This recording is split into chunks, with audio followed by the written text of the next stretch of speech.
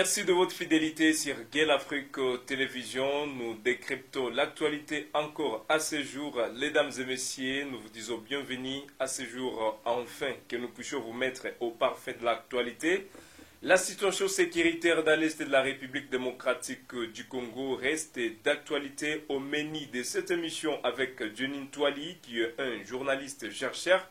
On essaiera de parler de ces licenciements des plus de 19 officiers de l'armée rwandaise qui ont été licenciés sur ordre de Paul Kagame. Ce sera le premier point dans cette émission.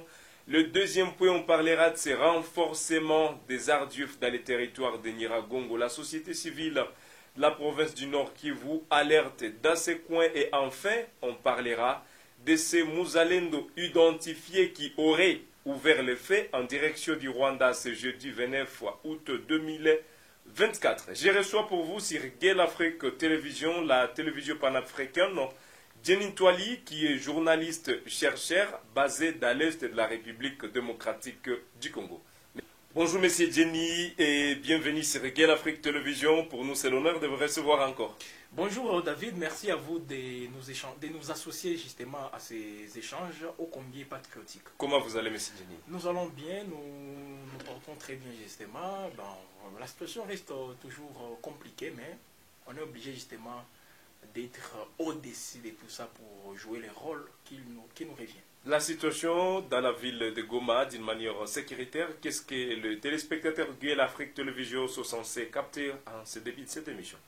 Bon, peut-être on peut dire que c'est une répercussion de tout ce qui se passe aux alentours de la ville. Les milliers qui, justement, les milliers autour de la ville, là, nous avons les territoires de Massissi, nous avons les territoires de Nyiragongo, même Rutshuru, parce que vous le savez, tous ces territoires, comme je viens de les citer, connaissent beaucoup de turbulences, connaissent beaucoup de difficultés, parce qu'il y a des affrontements qui sont toujours signalés entre l'armée et les agresseurs, les Rwandais, même au niveau de Nyiragongo, c'est là où on signale aussi un déploiement des troupes RDF. Donc avec tout ça, ça a des répercussions sur la sécurité interne au sein de la ville de Goma. Voilà pourquoi nous disons que la situation n'est pas aussi meilleure comme on pouvait le souhaiter. Il y a toujours des tueries, des vols. Bon, on peut dire les vols, c'est parmi peut-être les cas isolés dans une ville comme Goma. Partout au monde, dans les grandes villes, il y a toujours des vols, mais à Goma ça exagère parce que c'est suivi par des tueries à répétition.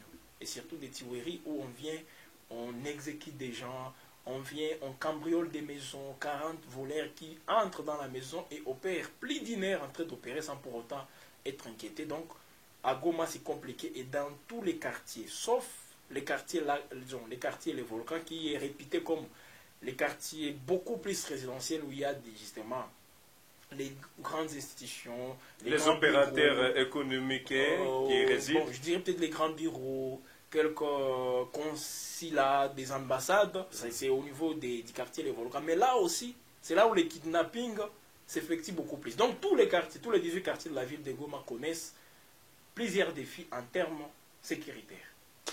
Mesdames et messieurs, nous décryptons aujourd'hui la situation sécuritaire dans l'Est de la République démocratique du Congo. Comme je vous l'ai annoncé au départ de cette émission, qu'au Rwanda, au sein des Arduf, il y a un souci majeur qui règne à ce jour. Une information qui est tombée sur la table même aujourd'hui et nous y sommes là pour en parler.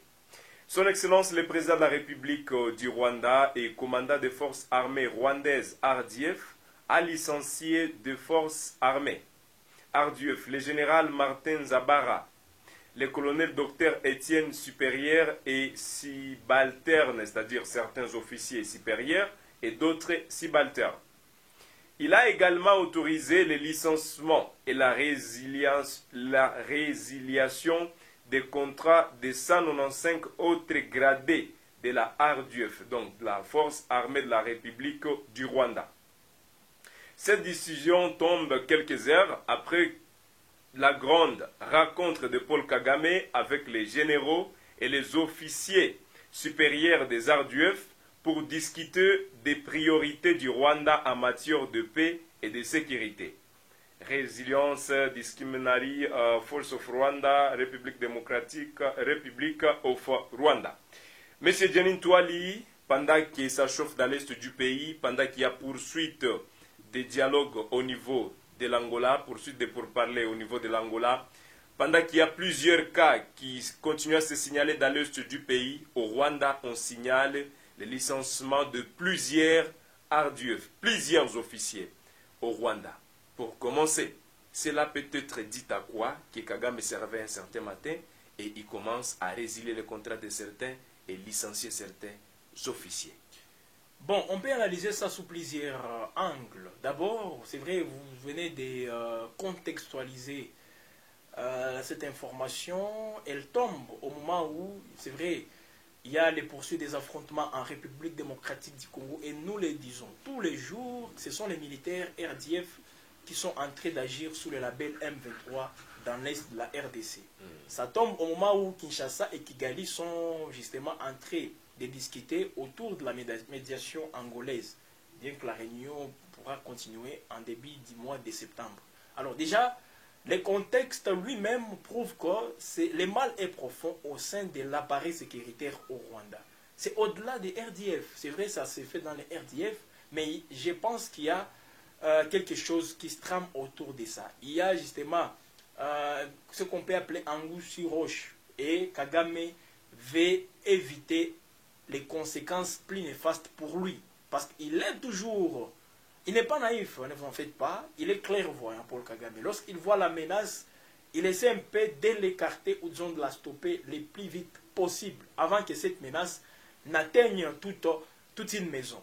Voilà donc Kagame ce qu'il fait. Et là, c'est d'abord, avant que Kagame ne décide justement de licencier ses officiers, il parle même de la radiation de contrats de plusieurs militaires. Parce qu'au Rwanda, plus de 195 au Rwanda, militaires. quand vous intégrez l'armée, vous signez un contrat.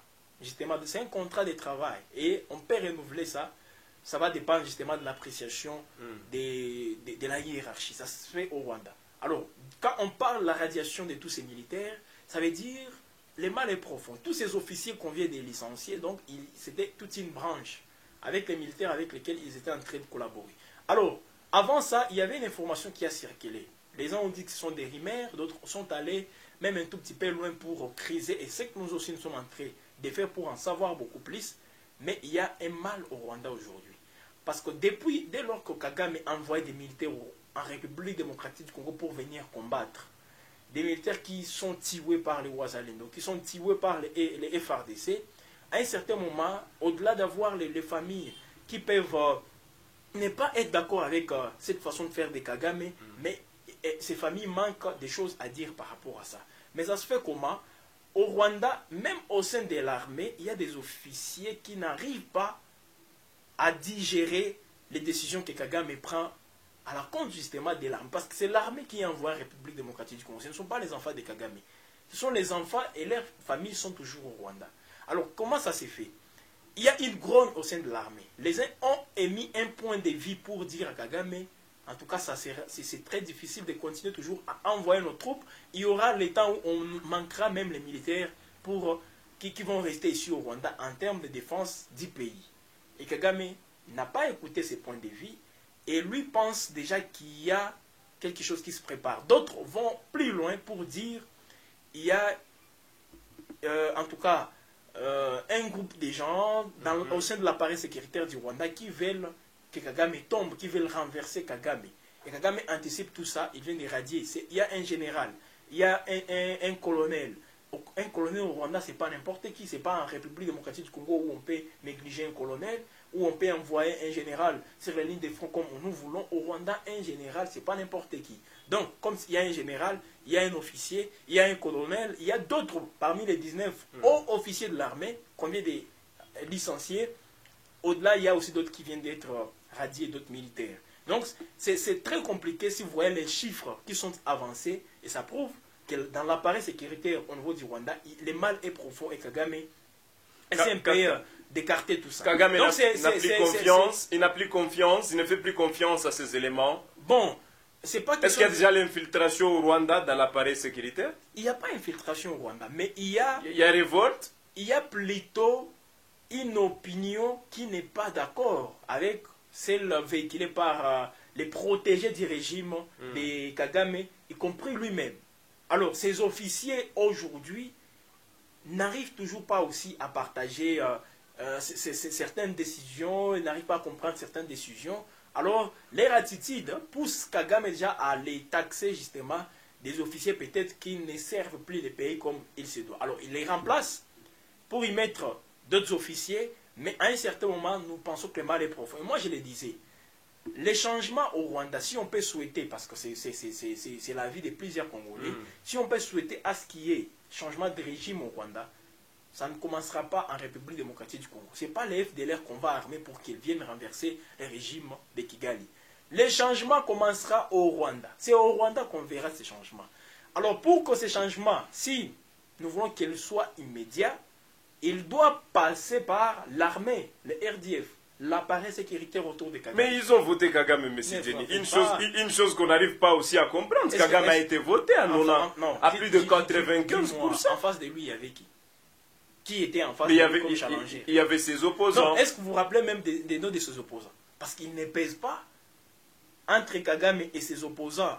Fabriqués, ce sont des gens que Kagame lui-même a fabriqués. Mais ces Dieu font voter Kagame ici, c'est ça. Non, voter Kagame, parce que vous pensez qu'ils allaient voter ses opposants, et pourtant nous disons tous que ce sont des opposants fabriqués par Kagame. Donc, si vous votez pour les opposants, c'est toujours Kagame qui allait passer. Si vous votez pour Kagame, c'est toujours lui. Il avait le contrôle de toute la centrale électorale au Rwanda. Donc, c'était logique que Kagame passe. Donc, loin de nous de dire que ce sont des élections, moi je pense qu'il ne faut même pas faire allusion à ces, comment dire, à ces élections, c'est difficile même de les qualifier des élections, c'était donc des trucs qu'on a organisés entre amis pour justement des plébiscites, voilà. Les plébiscites, ce ne sont pas des élections, parce que plébiscite, vous pouvez même désigner dans une salle tel qui sera président de ces groupes. C'est comme ça que ça s'est fait. Alors, ce sont des plébiscites qui ont été organisés au Rwanda. Donc, l'un de nous, l'intention de les considérer comme les élections. Donc, moi, je pense, les RDF, comme ça s'est fait au sein des RDF, ça ne veut pas dire que c'est une trahison. Ça ne veut pas dire que Kagame n'a pas contrôle de tout ça. Mais les gens veulent qu'il y ait le changement. Et comme les voix critiques ne sont pas les bienvenues au Rwanda, ne sont pas bien accueillis, voilà pourquoi Kagame agit directement par ses licenciements, agit directement par la radiation de tout ça. Voilà, avec tous ces signaux, peut-on dire aujourd'hui que Kagame est en train de partir vers sa chute? Est-ce qu'on peut dire ça aujourd'hui? Bon, la avec chute, tout ce que nous observons... Bon, ce que je peux affirmer, Kagame n'est pas dans son apogée, il n'est plus dans son apogée. Il a longtemps régné au Rwanda depuis 2000 ans, officiellement. Il est président du Rwanda, mais nous connaissons tous que depuis 1994, qu'il y a un régime, et Kagame était comme vice-président du pasteur Bizimungu. Donc, il est là, il a régné, il règne toujours à maître, mais à un certain moment, ne vous en faites pas. Voilà. Il y a l'apogée et il y a le déclin. Voilà, merci. Alors peut-être c'est vers le déclin de Kagame, parce qu'il y a des signaux qui nous montrent justement, et si vous essayez peut-être de faire la comparaison... Parce que ça sont des informations, s'il vous plaît, qui ne pouvaient pas sortir du Rwanda, mais lorsque ça fouille déjà à l'extérieur... Ça n'arrive pas tous les jours que Kagame licencie les officiers comme ça. Il peut le faire, un officier, mais quand on dit 19 officiers et on vient de radier le contrat. 195 militaires, RDF, on veut de radier leur contrat avec l'armée, ça veut dire que le mal est profond. Ça n'arrive pas tous les jours au Rwanda. Si vous essayez un peu d'interroger l'histoire, depuis que Kagame est au pouvoir, ce genre de trucs n'ont jamais arrivé au Rwanda. Donc ce sont des signaux, et si nous faisons la comparaison avec des grands régimes qui sont tombés, vous allez voir qu'il y a des similarités avec tous ces régimes. Voilà. Mesdames et messieurs, vous nous suivez sur Gale Afrique Télévision. Nous sommes honorés de vous savoir nombreux, mais également nous vous appelons aussi, c'est pour la première fois pour vous, de regarder la télévision panafricaine. Nous vous appelons à vous abonner, d'activer la cloche de notification, de partager la vidéo, de mettre vos avis, vos commentaires. Qu'est-ce que vous pensez? Le mal est profond. Aujourd'hui déjà, Kagame commence à radier 195 personnes. Radier, c'est-à-dire ils n'ont plus le contrat avec le gouvernement rwandais d'être un militaire rwandais. On parlait également de ces officiers qui ont été licenciés. Que pensez-vous de cela? Normalement, ces informations ne quittent pas le Rwanda. Mais aujourd'hui, ça commence à fuiter, M. Jenny. On se demande comment ça fuite. Ces informations restaient souvent au Rwanda. Il y a un communiqué rendu public. Ils ont informé à l'opinion. Et c'était à l'issue d'une réunion présidée par le président Paul Kagame lui-même en personne, À ses côtés, on a vu les chefs d'état-major de l'armée rwandaise. Et je crois l'homme en tenue civile, ça doit être aussi son conseiller en matière de sécurité, je pense bien. Donc c'était tout une réunion stratégique à l'issue de laquelle justement cette information a été rendue publique. Donc c'est pas comme... Est-ce que le Rwanda est menacé? Est-ce qu'il sent une menace sur Rwanda? Bon, c'est pas à dire que le pays est menacé. Peut-être qu'il pense que est-ce qu'il a peur au moins? C'est son régime qui est menacé. Est-ce qu'il a peur? Kagame. Il a peur, voilà pourquoi il anticipe. Il a peur. Alors je pense que cette façon d'anticiper pour lui est différente des autres manières pour lui d'agir. Voilà pourquoi j'ai dit, ça sort de l'ordinaire. Ce que Kagame a fait, et comme ça sort de l'ordinaire, ça risque de tourner peut-être contre lui, ou soit continuer toujours à régner à maître. Parce que derrière ces officiers, derrière ces militaires, il y a d'autres. Donc, c'est une grogne qui est en train de s'amplifier au sein de l'armée rwandaise. Et comme elle s'amplifie, elle risque aussi d'être beaucoup plus fatale dans les jours à venir. Et vous-même, vous allez voir les conséquences. Peut-être les Congolais vont se réjouir de toutes les conséquences, mais laissons les temps au temps. Est-ce que c'est là... Voilà. Kagame, je disais, Kagame, voilà. C'est un félin.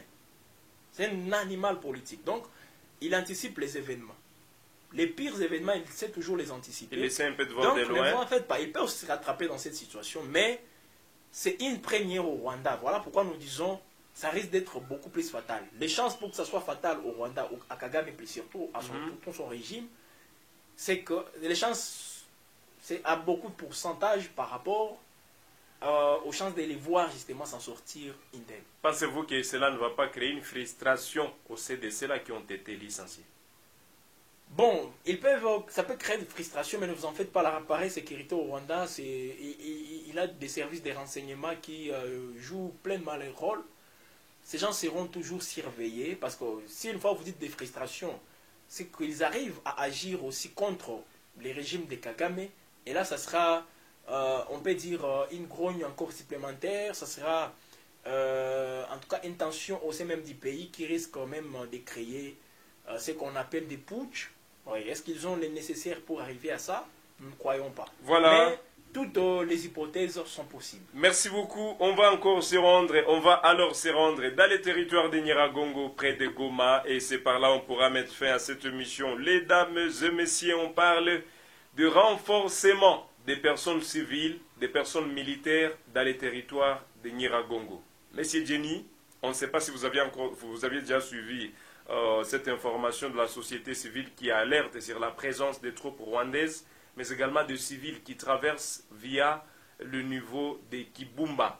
On signale même qu'ils sont en train d'installer leur position pour menacer la ville de Goma.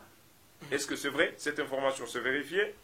Vous êtes chercheur, vous êtes également journaliste. Qu'est-ce que vous avez à dire à cela? Quelles sont vos analyses? Et est-ce qu'aujourd'hui, il y a déjà une menace qui pèse tellement sur la ville de Goma qui pourrait nous mener, si et seulement si les cas restent ainsi, à la chute de cette ville touristique? La menace pèse toujours sur Goma. Nous connaissons tous, ça fait déjà plus de 2 ans qu'il y a cette menace sur Goma. L'ennemi a tenté à maintes reprises pour prendre Goma et aujourd'hui il multiplie d'autres stratégies. Voilà pourquoi on parle d'un déploiement des militaires rwandais. On a dit plus de 9 camions déployés à Kibumba. Kibumba, c'est le chef-lieu du territoire de Nyiragongo, au nord de la ville de Goma. Voilà. On peut quitter Goma à pied et arriver à Nyiragongo. Donc, c'est très sensible. Et ils sont en train de se déployer. Ce n'est pas pour aller alimenter les lignes de front à Massissi, à Rutshuru ou à Lubero. C'est justement pour encore attaquer la ville de Goma. Ils veulent créer d'autres conquêtes pour avoir la ville de Goma. C'est ce qu'ils veulent faire. Donc, il faut faire attention. Et moi, je pense les FRDC, les Wazalendo qui sont autour, à Kibumba, près de Kibumba, à Nyiragongo, près de Kibumba, doivent être toujours vigilants. Parce que l'ennemi veut lancer encore les offensives pour voir si il va arriver ici à Goma et contrôler toute la ville. Donc il faut faire très attention par rapport à ça. On finit par ces Mouzalendo identifiés qui auraient lancé des tirs au niveau des petites barrières. Il y a eu échange de tirs entre les Ardieuf et ces Mouzalendo qui a été identifié comme celui-là. Quelles sont vos analyses face à cette situation? Bon, c'est toujours observé au niveau de la frontière avec le Rwanda, où il y a, c'est vrai, déjà des frustrés qui viennent, même certains civils qui sont fâchés, quelques militaires. Là, on parle des Muzalendo. Donc, c'est un cas qui vient s'ajouter parmi autant de gens enregistrés. Et ça prouve justement qu'il y a l'escalade des tensions entre le Rwanda et... Parce qu'on se rappelle, il y a un autre militaire qui était parti là-bas un jour. Voilà pourquoi je parle, c'est toujours, ça prouve qu'il y a toujours des tensions entre les deux pays, parce que ce genre de choses n'arrivent pas tous les jours, mais ça arrive parce qu'il y a tension entre la RDC et le Rwanda. Pensez-vous qu'il y aura un jour des personnes venues de la RDC qui pourraient s'incarcer au Rwanda pour semer également des ordres ainsi? Bon, je ne sais pas, ça peut arriver, parce que je ne peux pas encourager aussi cela. Nous devons finir avec les Rwandais, nous devons en finir comme il se doit, par la voie militaire, par la voie diplomatique. Ces incursions, pour moi, ne peuvent pas arriver, mais elles arrivent parce qu'il y a une frustration. Et les gens sont frustrés parce que le gouvernement peut-être n'agit pas comme il devrait le faire. Sur la voie militaire, il n'y a pas d'offensive, et puis les gens peut-être veulent pousser, veulent intervenir directement au Rwanda. C'est que nous n'encourageons pas parce que ce n'est pas du tout la meilleure solution. Merci beaucoup, mesdames et messieurs. C'est donc la fin de cet entretien avec Jeanine Twali, journaliste et chercheur basée dans l'Est de la République démocratique du Congo. Nous sommes à la fin de cette émission sur Gay l'Afrique Télévision. Abonnez-vous si vous ne l'avez pas encore réalisé. Partagez la vidéo. Mettez vos commentaires. Qu'est-ce que vous pensez de cette situation dans l'Est du pays? Licenciement, radiation des militaires rwandais par Paul Kagame lui-même. Mesdames et messieurs, nous vous disons merci d'avoir participé avec nous sur notre chaîne. J'étais Youssouf Okebingila David. On s'est fixé un nouveau rendez-vous. Monsieur Jenny, je dis merci d'avoir accepté notre invitation. Ça nous honore, Gay l'Afrique. Nous sommes aussi honorés d'intervenir sur Gay l'Afrique. Et on espère vous revoir à la prochaine. Bon, nous sommes toujours ensemble, justement, on sera toujours là pour analyser l'actualité. Merci beaucoup. Merci beaucoup, mesdames et messieurs. Bonne journée chez vous et à la prochaine pour d'autres actualités.